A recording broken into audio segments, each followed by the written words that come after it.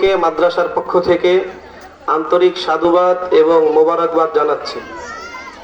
সাথে সাথে আপনারা যেই সকল অভিভাবক বৃন্দ আছেন, আপনাদের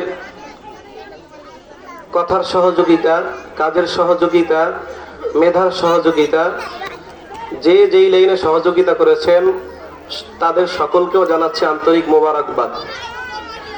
সর্বশেষ আজকের কথা হলো, আমরা পুরস্কার বিতরণ অনুষ্ঠান শুরু করব।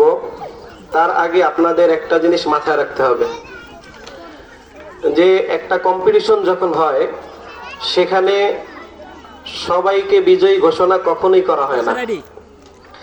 বিসিএস যারা পরীক্ষা দেয়, দেশের সেরা সেরা মেধাবী ছাত্ররাই অংশগ্রহণ করে। তার মধ্য থেকে সিট বরাদ্দ করে 2000 3000 ছাত্র নেওয়া হয়। বাকি অংশগ্রহণ তো করে 1 লাখ 1.5 লাখ, তাদেরকে নেওয়া সম্ভব হয় না।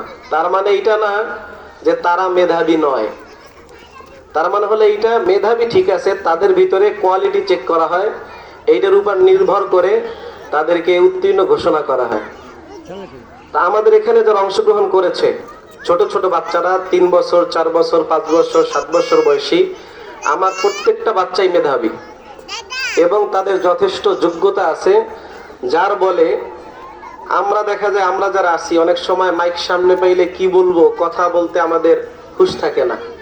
কিন্তু এই ছোট ছোট বাচ্চারা এখানে দাঁড়িয়ে বিভিন্ন উপস্থাপনা করেছে, আপনারা দেখেছেন লাইভের মাধ্যমে, সরাসরি ভিডিওর মাধ্যমে, যে ইংরেজি বক্তৃতা, বাংলা বক্তৃতা, হাত নাচ, তারপরে কবিতা, বিভিন্ন ভাবে তারা আমাদের সুন্দরভাবে উপস্থাপনা করেছে এবং মাঠের খেলাগুলা এত সুন্দরভাবে তারা অংশগ্রহণ করেছে। তো এই জন্য আমরা অনেক খুশি প্রত্যেকটা বাচ্চার প্রতি।